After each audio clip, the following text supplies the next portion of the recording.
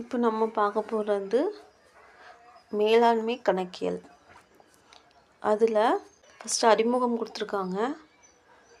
அது என்னது, கணக்கியல்னால் என்னன்னு கொடுத்துருக்காங்க. அக மேலாண்மைக்கு உதவிடும் திட்டமிடல், கொள்கைகள், கட்டுப்பாடு அதையெல்லாம் யூஸ் பண்ணி அக மேலாண்மைக்கு கொஞ்சம் பயன்படுத்துகிறோம். அது நிதி மற்றும் கணக்கியல் தகவல்களை தயாரிப்பிற்கு இது உதவுது அப்படின்னு கொடுத்துருக்காங்க. அடுத்தது என்ன கொடுத்துருக்காங்க, மேலாண்மை கணக்கியல்னால் என்னன்னு இந்த லெசனில் படிக்கிறோன்னா நம்மளுக்கு என்ன புரியும் அப்படின்னா, மேலாண்மை கணக்கியல்னால் என்னன்னு தெரியும். மேலாண்மை கணக்கியல்களோட வாய்ப்புகள், பங்கு, அப்புறம் குறைபாடு, நல்லதும் தெரியும் குறைபாடும் தெரியும். அப்புறம் மேலாண்மை மற்றும் நிதி கணக்கியல்களோட வேறுபாடு, மேலாண்மை மற்றும் நிதி கணக்கியலோட டிஃப்ரென்ஸ் படிக்கிறோம். அடுத்தது 1.1 மேலாண்மை கணக்கியல்னால் என்ன அப்படின்னு சொல்லி டெஃபினேஷன் கொடுத்துருக்காங்க. மேலாண்மை அமைப்புகள் திட்டமிடுவதற்கு, மதிப்பிடுவதற்கு கட்டுப்பாடுகளை கொண்டிருக்கும் அப்படின்னு சொல்லியிருக்காங்க. ஆதாரங்கள், பொறுப்புகள் சரியான முறையில் உறுதிப்படுத்துவதற்கு பயன்படுத்தப்படுகிறது. தகவல் பரிமாற்றங்கள், அடையாளப்படுத்துதல், அளவிடல், தொகுத்தல், ஆய்வு செய்தல், தயாரித்தல், விளக்கமளித்தல் ஆகியவற்றை உள்ளடக்கியது. மேலாண்மை கணக்கியல் பல நுட்பங்களை பயன்படுத்துகிறாங்க. அதாவது விளிம்பு நிலை அடக்கவியல், அடுத்தது தரநிலை அடக்கவியல், வரவு செலவு திட்ட கட்டுப்பாடு, சமநிலை பகுப்பாய்வு, லாப நட்டமில்லா நிலை, அடக்க விலை, விற்பனை விலை, லாபம் தொடர்புகள் பற்றிய கணக்கியல் உதவுது அப்படின்னு சொல்லியிருக்காங்க. விகிதாச்சார ஆய்வு, ஒப்பிடுதல், அதாவது பர்சன்டேஜ், ஒரு நிறுவனத்துலேருந்து இன்னொரு நிறுவனத்துக்கு அதை பற்றி பார்க்கலாம் அப்படின்னு சொல்லியிருக்காங்க. ஒரே மாதிரியான அடக்கவியல், அகத்தணிக்கை போன்றவை நுட்பங்களின் அடக்கவிலை கணக்காளர்கள் கையாளுகிறார்கள். அக்கௌண்டன்ஸ் இருக்காங்கள, அவங்க கையாளுறாங்க. அவ்வளோதான். அடுத்தது 1.2 மேலாண்மை கணக்கியலின் தன்மை, நேச்சர், அதை பற்றி சொல்கிறாங்க. திட்டமிடுதல், இயக்குதல் மற்றும் ஒழுங்குபடுத்துதல் எதுக்கு தேவைப்படுது, எதுக்கு நம்ம யூஸ் பண்ணலாம், அதை பற்றி நம்ம படிக்கலாம். அப்புறம் கோட்பாடுகளை வழங்குவதிலும் மேலாண்மை கணக்கியல் மிகவும் பயனுள்ளதாக இருக்கும். அடுத்து செயல்திறன் பல்வேறு காரணங்களை கட்டுப்படுத்துள்ளது. அதை ஒரு பாயிண்ட்ஸாக கீழே கொடுத்துருக்காங்க. ஃபஸ்ட்டு பாயிண்ட் பார்ப்போம். மேலாண்மை கணக்கியலின் முக்கியமான தகவல்களை கையாள்வது. ஃபஸ்ட்டு கீழே இருக்க அந்த பாயிண்ட்ஸ் பார்ப்போம். ஃபஸ்ட்டு பாயிண்டில் என்னென்ன கொடுத்துருக்காங்கன்னா, மேலாண்மை கணக்கியலில் முக்கியமான தகவல்களை கையாளுறது எப்படின்னு சொல்லியிருக்காங்க. அப்புறம் நமக்கு தேவையான தகவல்கள் நிதி அடக்கவியல் கணக்கியல் முறைகளிலிருந்து பெறுகிறது. நிதி மற்றும் அடக்கவியல் கணக்கியல் தகவல்கள் சில உள்ளார்ந்த குறைபாடுகள் கொண்டுள்ளது. மேலாண்மை கணக்கியல் இந்த தகவல்களின் அடிப்படையை பெற்றுக்கொண்டு செயல்முறைப்படுத்துகிறது. அதன் விளைவாக இதன் செயல்திறன் கட்டுப்படுகிறது.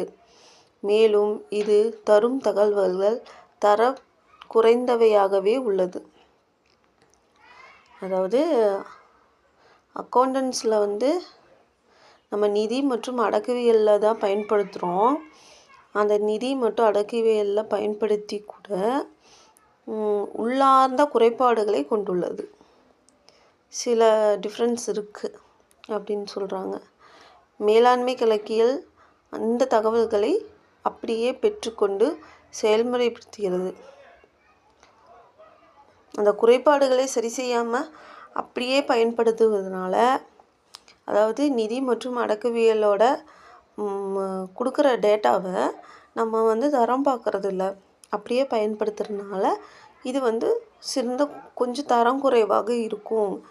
அக்யூரேட்டாக நம்ம சொல்ல முடியாது அப்படிங்கிறாங்க ஃபஸ்ட் பாயிண்ட்டு. 2வது, நிறுவனத்தின் நிர்வாக மேலாண்மை.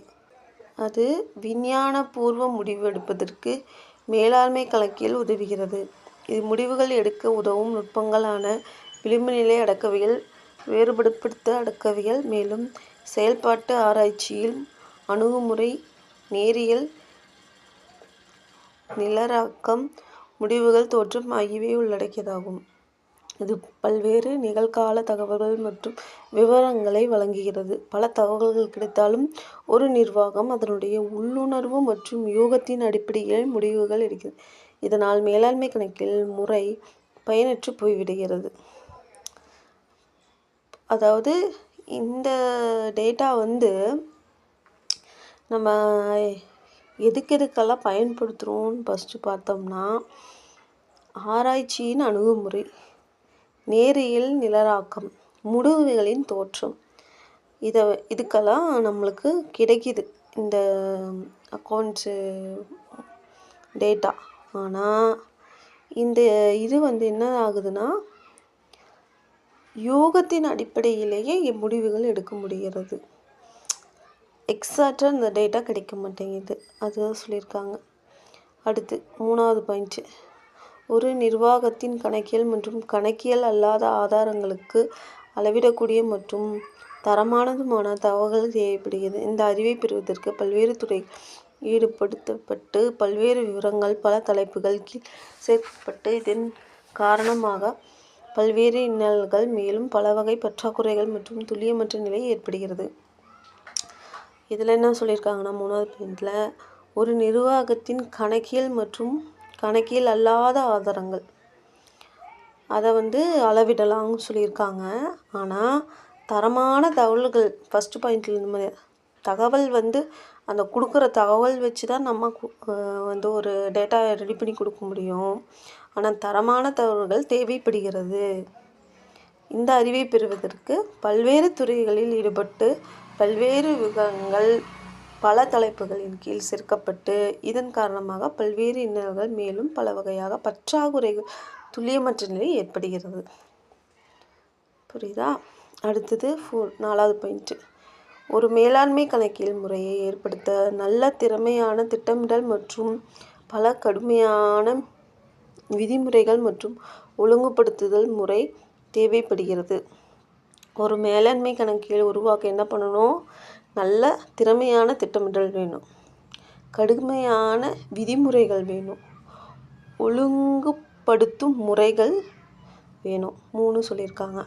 இதன் காரணமாக பெரிய அளவு முதலீடு தேவைப்படுகிறது. எனவே பெரிய கார்ப்பரேட் நிறுவனங்கள் தான் இதை பெரிய அளவு முதலீடு செய்து மேலாண்மை கணக்கியல் முறையை பயன்படுத்த முடியும்.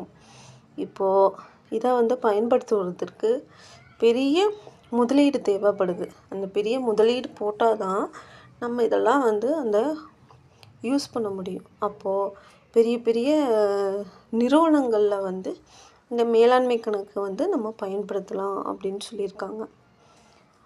அடுத்தது 5வது கொஸ்டின், 5வது பாயிண்ட்டு, இந்த முறை நிறுவனத்தின் உள்ளே எதிர்ப்பை சந்திக்க வேண்டியிருக்கும். கணக்கியல் துறையில் ஒரு பெரிய மாற்றத்தை ஏற்படுத்த வேண்டியிருக்கும். எனவே அலுவலர் மற்றும் செயல்முறை திரும்ப மறுஅமைப்பு செய்ய நேரிடும். பாதிக்கப்படும் நபர்களால் இந்த முறை பல கடுமையான எதிர்ப்புகளை சந்திக்க நேரிடும்.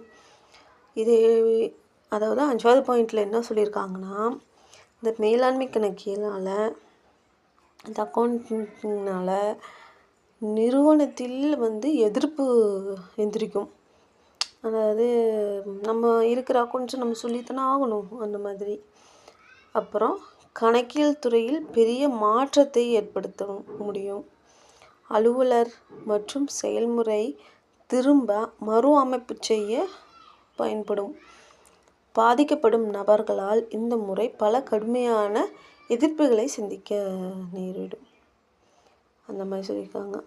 அடுத்து இந்த முறை 6th பாயிண்ட்டு, இந்த முறை ஒரு புதிய துறையாக இருப்பதால் இன்னும் வளர்ச்சியடைந்து கொண்டிருக்கும் முறையாகவே உள்ளது. எனவே ஒரு புதிய கணக்கியல் முறை எதிர்கொள்ள வேண்டிய எல்லா சவால்களையும், உதாரணமாக செயல்முறை மேம்படுத்துதல், கோட்பாட்டின் நெகிழ்ச்சி, பகுப்பாய்வு உதாரணங்கள், கூர்மைப்படுத்துதல் போன்றவை எதிர்கொள்ள வேண்டியுள்ளது. அதாவது மேனேஜ்மெண்ட் அக்கௌண்டிங் இன்னமும் முழுசாக வளர்ச்சி அடையலை. புதிய புதிய துறையில் நம்ம பயன்படுத்தி வளர்ச்சியை நோக்கி சென்றுட்டுருக்கு அப்படின்னு சொல்கிறாங்க. இது புது கணக்கியல் முறையை எதிர்கொள்ள வேண்டும் சவால்கள், உதாரணமாக செயல்முறையை மேம்படுத்தும் கோட்பாடுகள், அதுக்காக பயன்படுதுன்னு சொல்கிறாங்க. அவ்வளோதான். இதெல்லாம் ஜென்ரலாக பேசிக்கு. இப்போ மேனேஜ்மெண்ட் அக்கௌண்டிங்னா என்ன அப்படிங்கிறதுக்காக அந்த லெசனில் எவ்வளோ பெருசாக ஒன்றும் இல்லை. அடுத்தது 1.4ல் மேலாண்மை கணக்கியலின் குறிக்கோள்கள். அதில் என்ன கொடுத்துருக்காங்க? மேலாண்மை கணக்கியல் வியாபார நடவடிக்கைகளை நன்முறையில் திட்டமிட நிர்வாகத்துக்கு உதவுகிறது. கீழ் வகுப்பவை மேலாண்மை கணக்கியல் 6 முக்கிய குறிக்கோள்களாகும். 1.4ல் என்ன கொடுத்துருக்காங்கன்னா, மேலாண்மை கணக்கியலின் குறிக்கோள்கள் அப்படின்னு கொடுத்துருக்காங்க. அதில் என்னென்ன இருக்குதுன்னு பார்க்கலாம். ஃபஸ்ட்டு, வியாபார நடவடிக்கைகளை நன்முறையில் திட்டமிட உதவுகிறது இந்த அக்கௌண்டிங்கு. ரெண்டாவது, ஃபர்ஸ்ட் பாயிண்டில் என்ன கொடுத்துருக்காங்கன்னா, மேலாண்மை கணக்கியல் பயன்படுத்தும் பொழுது நிறுவனத்தின் செயல்பாடுகளில் அதிக திறமை வெளிப்படுகிறது. ஓகேயா? இந்த செக்டாரில் அந்த கார்ப்பரேட்டு இதுக்கு நம்ம உதவுறதுனால இதிலேருந்து இந்த அக்கௌண்டிங்லேருந்து அவங்களுக்கு ஒரு ரிலீஃபு, மற்றதில் அவங்க கவனம் செலுத்த முடியும். அதனால் மற்றதில் அதிகமாக அவங்க ஃபோர்ஸாக செயல்பட முடியும். ஒவ்வொரு துறையும் முன்பே தீர்மானிக்கப்பட்ட இலக்கை கொண்டுள்ளது. அந்த இலக்கை அடைவதன் மூலம் துறைகளின் திறன் மதிப்பிடப்படுகிறது. அவ்வளோதான். ரெண்டாவது பாயிண்டில் என்ன கொடுத்துருக்காங்க? ஒரு நிர்வாகம் பல்வேறு செயல்களில் திட்டங்களை வகுக்க கணக்கியல் தகவல்கள் உதவுகிறது. இதில் வரவு செலவு திட்ட கட்டுப்பாடு பல்வேறு பணிகளை முன்கூட்டியே கணிக்க ஒரு முக்கியமான யுக்தியாகும். ஒவ்வொரு தனிமனிதனின் பணிச்சுமையும் முன்கூட்டியே திட்டமிடப்படுகின்றன. ஒரு நிறுவனத்தின் நடவடிக்கைகள் நல்ல முறையான வகையில் ஒருங்கிணைக்கப்படுகிறது. அதாவது இந்த பாயிண்ட் ஒரு சிம்பிள் தான். நம்ம வீட்டில் மந்த்லி நம்ம ஃபைனான்ஸில் நம்ம ஷேர் பண்ணி கரெக்டாக அந்த மந்த்து ஃபுல்லாக என்னென்ன செலவு பண்ணணுன்னெல்லாம் நம்ம இது பண்ணி வைப்போமல்ல, அதைத்தான் ஒரு நிர்வாகத்துக்கு எப்படி பயன்படுத்தலாம் அப்படின்னு முன்கூட்டியே இதை பண்ணலாம், இதை பண்ணக்கூடாதுன்னு திட்டமிட்டு கொடுத்தோம்னா இது வேலை செய்கிறவங்களுக்கும் அந்த நிர்வாகத்தில் பணியாளராக இருக்கிறவங்களுக்கும் ஒரு பெனிஃபிட்டு, அதனால் அந்த நிர்வாகத்துக்கும் ஒரு பெனிஃபிட்டு அப்படின்னு சொல்கிறாங்க. இந்த லாஸ்ட் மினிட்டில் என்ன பண்ணணுன்னு தெரியாமல் இருக்காமல் வரவு செலவு கரெக்டாக வச்சுக்கலாம். எது செய்யணும் எது செய்யக்கூடாதுன்னு தெரியும் அப்படிங்கிற மாதிரி சொல்லியிருக்காங்க. அடுத்தது, வரவு செலவு திட்ட கட்டுப்பாடு மற்றும் தரநிலை அடக்கவியல் மூலம் செயல்திறனை அளவிடலாம். வரவு செலவு எப்படி இருக்குது, தர அடக்கவிலை எப்படி இருக்குதுன்னு தெரிஞ்சுதான் அந்த நிறுவனத்தோட குரோத் இருக்கும். அதை இந்த அக்கௌண்டிங் வச்சு கண்டுபிடிக்க முடியும். தரநிலை அடக்கவிலை என்பது தரநிலையை நிர்ணயிப்பதில் ஆரம்பித்து உண்மை அடக்கவிலையை தரநிலை அடக்கவிலையோடு ஒப்பிட்டு நிர்வாகத்தின் இரண்டிற்கும் உள்ள வித்தியாசத்தின் காரணத்தை அடையாளப்படுத்தும். அதாவது லாஸ் இருந்தாலும் சரி, ப்ராஃபிட் இருந்தாலும் சரி, எதனால் நடக்குது அப்படின்னு சொல்லி கண்டுபிடிச்சிக்கலாம். அப்போது லாஸ் இருந்தால் அதை ப்ராஃபிட்டு இம்ப்ரூவ் பண்ணுறதுக்கு என்னன்னு முயற்சி பண்ண முடியும். அவ்வளோதான். அதை தான் சொல்லியிருக்காங்க. பல்வேறு நிர்வாக அணுகுமுறையின் இலக்கு உற்பத்தி பல செலவை குறைப்பது மற்றும் ஒவ்வொரு தொழிலாளியின் திறனை அதிகப்படுத்துவதும் ஆகும். அடக்க விலையை கட்டுப்படுத்துவதன் மூலம் உற்பத்தி செலவை குறைத்து முதலீடு மீது கிடைக்கும் வருவாயை அதிகரிக்க முடியும். அதே தான், அதாவது அணுகுமுறையின் இலக்கு, நம்ம ஒரு கோல் வச்சுருப்போம், அது உற்பத்தி செலவை குறைக்குதா அப்படின்னு சொல்லி நம்ம தெளிவாக பார்த்துக்க முடியும் இந்த அக்கௌண்ட் யூஸ் பண்ணுறதுனால.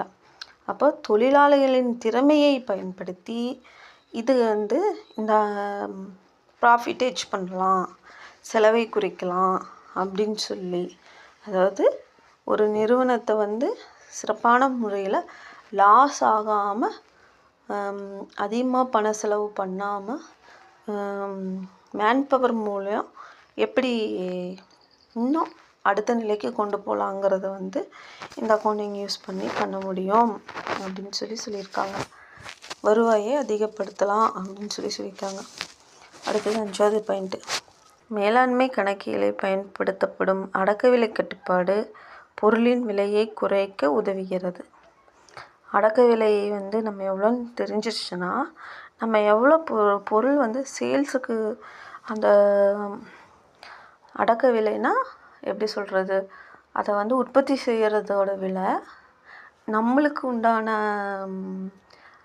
ப்ராஃபிட் எவ்வளோ, இது ரெண்டையும் சேர்த்து தான், உற்பத்தியோட விலையும் ப்ராஃபிட்டும் சேர்ந்து தான் அடக்க விலை உருவாகும். அப்போது இந்த மேனேஜிங் அக்கௌண்ட் யூஸ் பண்ணி அடக்க விலை கண்டுபிடிச்சிட்டோம்னா அந்த பொருளோட விலையை நம்ம நிர்ணயிக்கலாம் அப்படின்னு சொல்கிறோம். அப்போது ஒரு நிறுவனத்தில் அந்த பொருளோட விலை ஒன்று வச்சுருப்பாங்க, அதே பொருளோட விலை அதிலிருந்து நம்ம கம்மியாக வச்சு நம்ம உற்பத்தியை அதிகப்படுத்தலாம். அதுக்காக இது யூஸ் பண்ணலாம். அதுதான் போட்டிருக்கு. தகுந்த மலிவு விலையை பெறுகிறார்கள். நல்ல தரமான பொருளை கொடுக்கலாம், மலிவு விலையில் கொடுக்கலாம், உற்பத்தி அதிகரிக்கலாம். வாடிக்கையாளருக்கு அளிக்கப்படும் முழுமையான பொருளில் வளங்கள் அதிகரிக்கின்றன. அவ்வளோதான். இதுதான் சொல்லியிருக்காங்க. அதாவது அடக்க விலை நம்மளுக்கு தெரியணும், இந்த அக்கௌண்ட் யூஸ் பண்ணி அதை கண்டுபிடிக்கலாம் அப்படின்னு சொல்லியிருக்காங்க. அடுத்தது, மேலாண்மை கணக்கியலில் உபகரணங்கள் மற்றும் தொழில்நுட்பங்கள் ஒரு நிர்வாகத்திற்கு நிறுவனத்தின் செயல்பாட்டை திட்டமிட, ஒருங்கிணைக்க மற்றும் கட்டுப்படுத்த உதவுகிறது. உபகரணங்கள், தொழில்நுட்பங்கள் நிறுவனத்தின் செயல்பாடுகளை திட்டமிட, ஒருங்கிணைக்க உதவுகிறது. தரநிலையை நிர்ணயிக்கவும் செயல்திறனை வழங்கவும் தொடர்கால இடைநிலை அடிப்படையில் மதிப்பிடுவதும் ஒரு நிர்வாகம் மேலாண்மையில் விதிவிலக்கு என்ற கோட்பாட்டை செயல்படுத்த முடிகின்றது. ஒவ்வொருவரும் தங்கள் பணியை மதிப்பிட்டு அதில் வேறுபாடு இருந்தால் தகுந்த நடவடிக்கை எடுக்க முடிகிறது. அதாவது இந்த பாயிண்டில் என்ன சொல்கிறாங்கன்னா, நிறுவனத்தின் செயல்பாடுகளை திட்டமிடலாம், அப்புறம் ஒருங்கிணைந்த மற்றும் கட்டுப்படுத்த உதவுகிறது, தரநிலையை தீர்மானிக்கிறது, மேலாண்மையின் விதிவிலக்கு கோட்பாடை பயன்படுத்தலாம், பணியை அதில் பணியின் வேறுபாடு இருந்தால் தகுந்த நடவடிக்கையை எடுக்கலாம் அப்படின்னு சொல்லியிருக்காங்க. அதாவது எப்படி சொல்கிறது,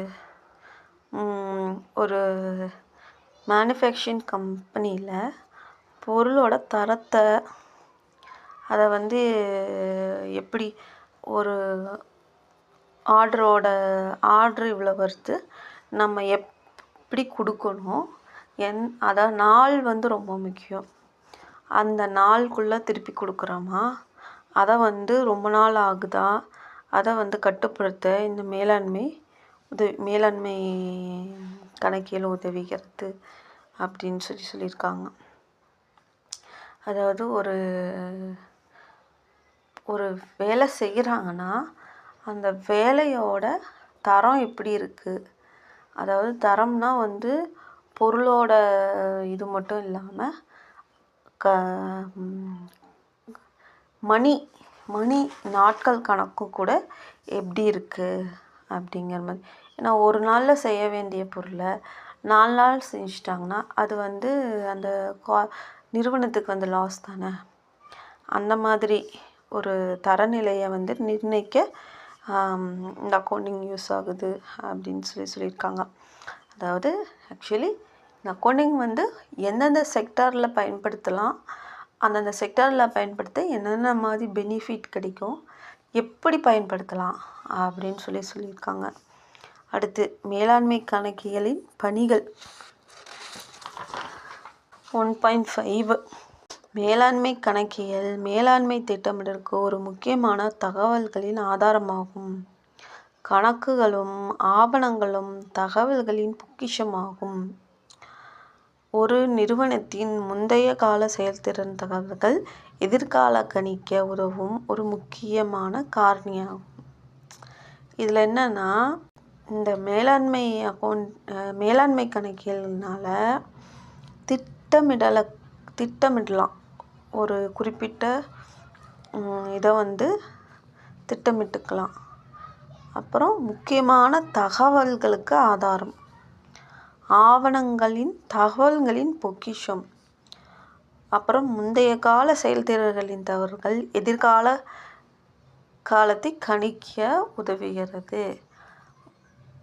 போன வருஷம் எப்படி இருந்தோம், இந்த வருஷம் நம்ம இம்ப்ரூவ் ஆகிறதுக்கு அந்த டேட்டாஸ் பயன்படுத்த முடியும்.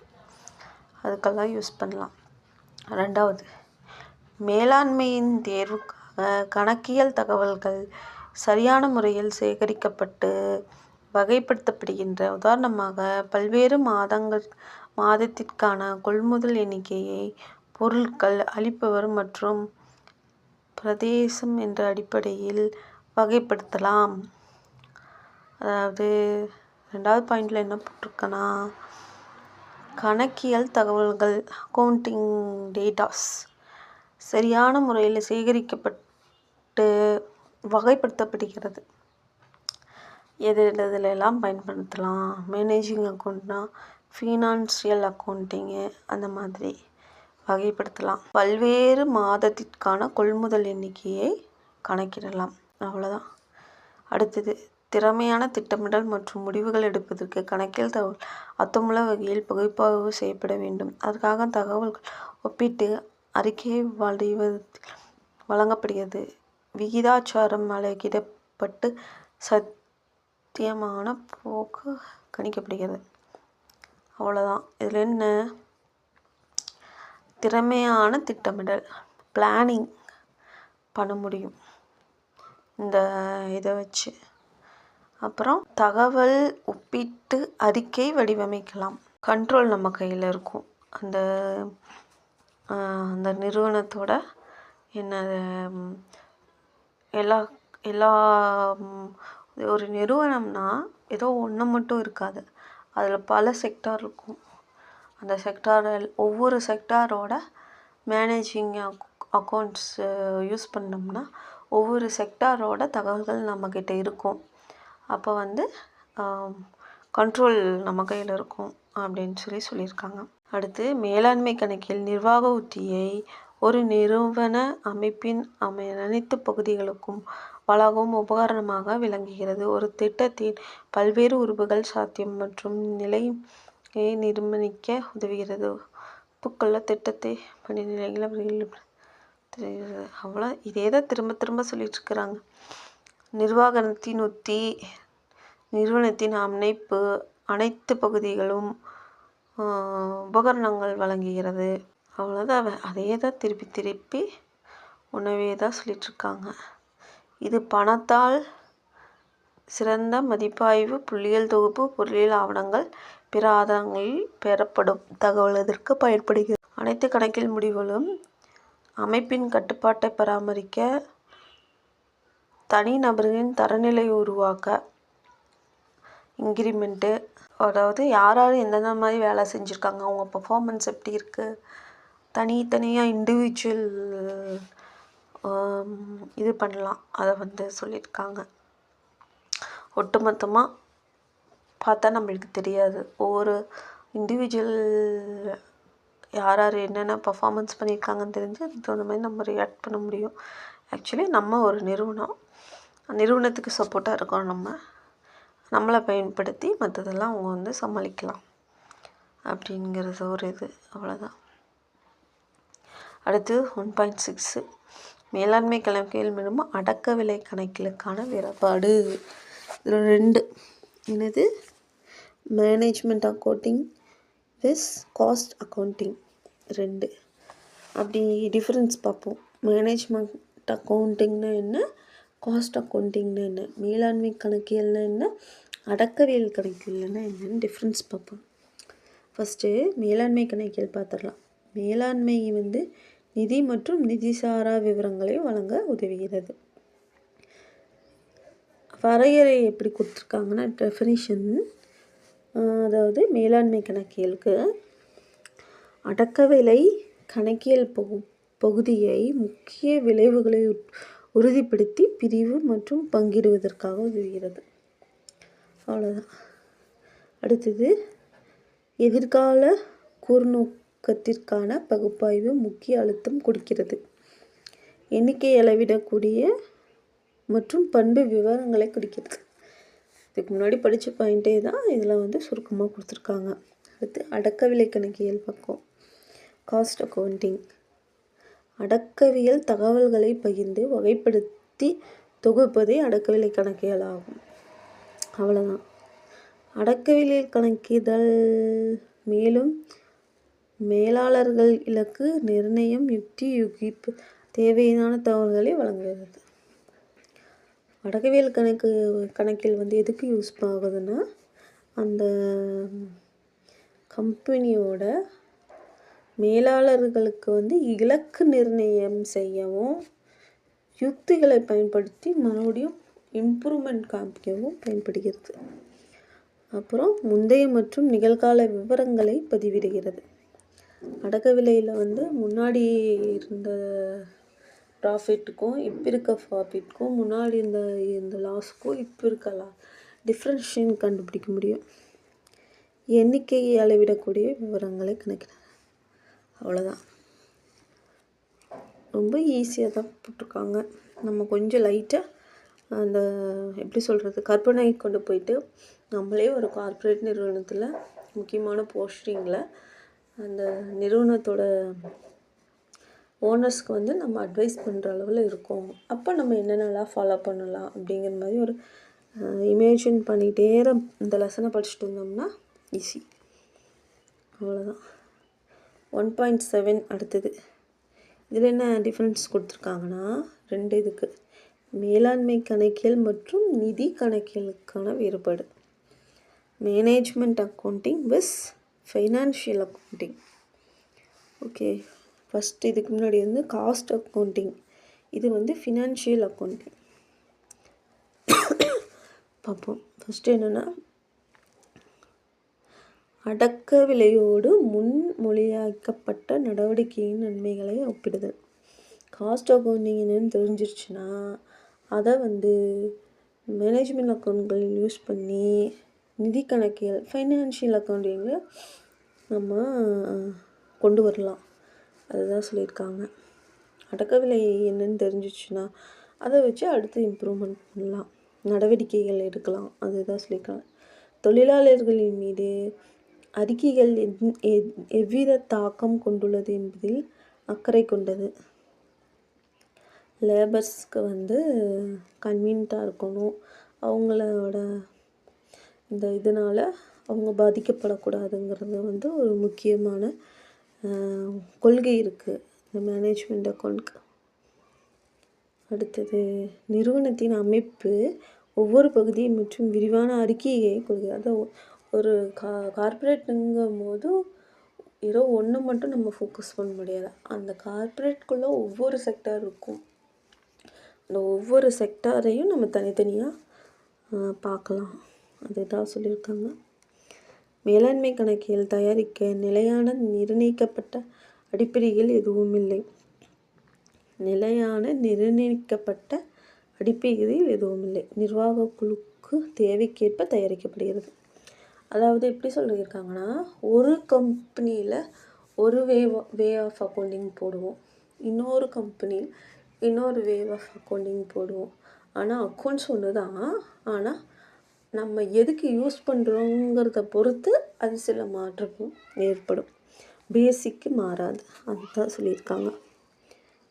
முழுமையான பொருட்கள் பூகோள அடிப்படை பணிகள் பற்றிய வாராந்திர, மாத மற்றும் ஆண்டு பகுப்பாய்வை அறியலாம். வீக்லி அண்ட் மந்த்லி இயர்லி பகுப்பாய்வை பற்றி நம்ம இதில் காமிச்சிக்கலாம். எதிர்காலத்தை திட்டமிடக்கலாம். அது நிதி மற்றும் நிதிசாரா தகவல்கள் இரண்டும் மேலாண்மை கணக்கில் அதாவது நிதிசாரா நிதிங்கிறது லேபரு காஸ்ட்டு எல்லாமே வந்துடும். அந்த அடக்க விலையெல்லாம் படித்தோம்ல அதெல்லாம் வந்துடும். நிதிசாரா அப்படிங்கும்போது ப்ராஃபிட் மட்டும் பேஸ். இதை பற்றி நம்ம கொடுக்கலாம். மேலாண்மை கணக்கியல் தகவல்கள் 100% சரிபார்க்கக்கூடியதாக இருக்க வேண்டியதில்லை. எனவே விவரங்கள் தொடர்புடையதாகவும் கால அடிப்படையாகவும் தாக அடிப்படை கொண்டதாகவும் இருக்க வேண்டும். விற்பனை யாரும் துல்லியமாக கணக்கிட முடியாது. அதாவது இந்த அக்கௌண்டிங் எப்படி சொல்கிறாங்கன்னா 100% துல்லியமாக இருக்குன்னு சொல்ல முடியாது. ஆனால் ஓரளவுக்கு சமாளிக்க முடியும். இதை யூஸ் பண்ணி ரொம்ப டிஃப்ரெண்ட் வராமல் பார்த்துக்கலாம் அப்படிங்கிற மாதிரி. ஏன்னா விற்பனையோட துல்லியத்தை யாருனாலையும் கணிக்க முடியாது இல்லையா, அந்த மாதிரி சொல்லிடுறாங்க. இது யூஸ் பண்ணால் லாஸே ஆகாது, ப்ராஃபிட் தான் அப்படின்னு சொல்ல முடியாது அப்படின்னு சொல்லியிருக்காங்க. இப்போது நிதி கணக்கு ஃபினான்ஷியல் அக்கௌண்ட் பார்க்கலாம். இது எதுக்கு 2 பேர்த்துக்கு இடையே யூஸ் பண்ணலாம். ஒன்று மேலாளர், இன்னொன்று யார் வெளிநபர்கள். 2 பேர்த்துக்கு இடையே இந்த ஃபினான்ஷியல் அக்கௌண்ட் யூஸ் பண்ணலாம்.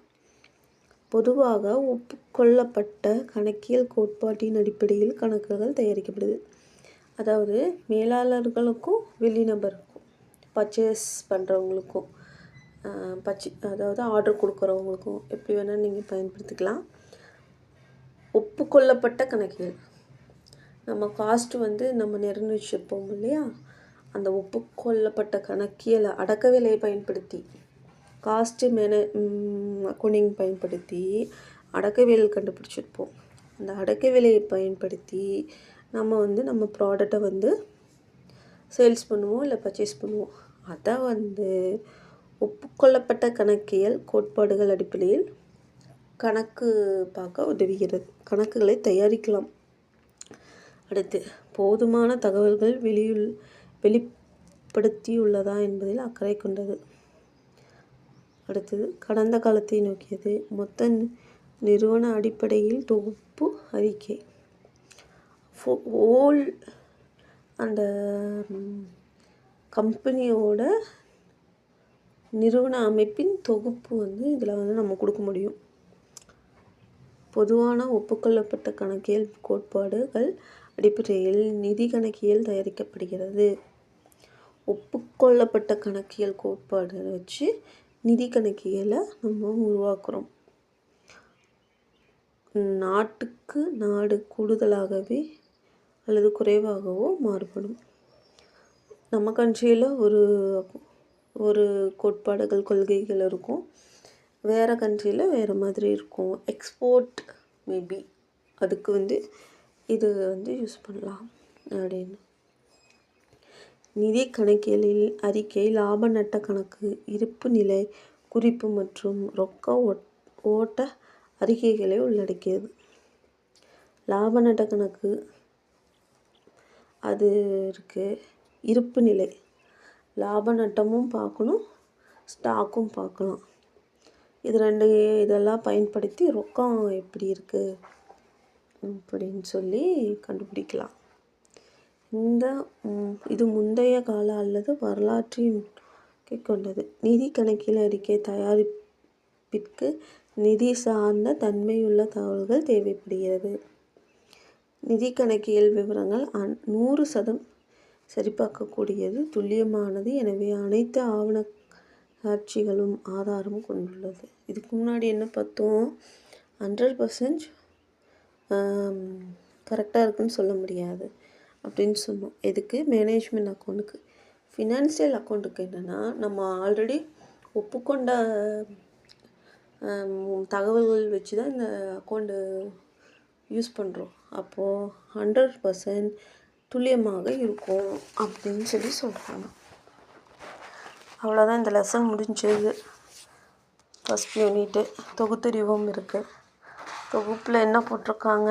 மேலாண்மை கணக்கியல் ஒரு நிர்வாகத்திற்கு தேவையான முக்கிய பொருளாதாரம் மற்றும் நிதி சார்ந்த விவரங்களை வழங்குகிறது. பொருளாதாரம், நிதி சார்ந்த விவரம். வளர்ந்து வரும் மேலாண்மை தேர்வுகளிலிருந்து கணக்கியலை பயன்படுத்த வேண்டும். மேலாண்மை கணக்கியல் உருவானது.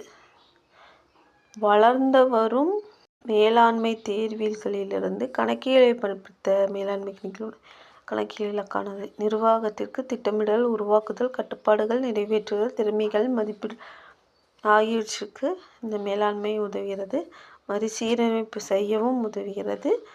கணக்கியலின் பொருள், வரைமுறை, எல்லை, பங்கு மற்றும் குறைபாடுகளை இந்த சாப்டரில் நம்ம பார்த்தோம். அவ்வளோதான். அடுத்தது கொஸ்டின் ஆன்சர் தான் இருக்குது. அவ்வளோதான், முடிஞ்சிடுச்சு ஃபஸ்ட் யூனிட்.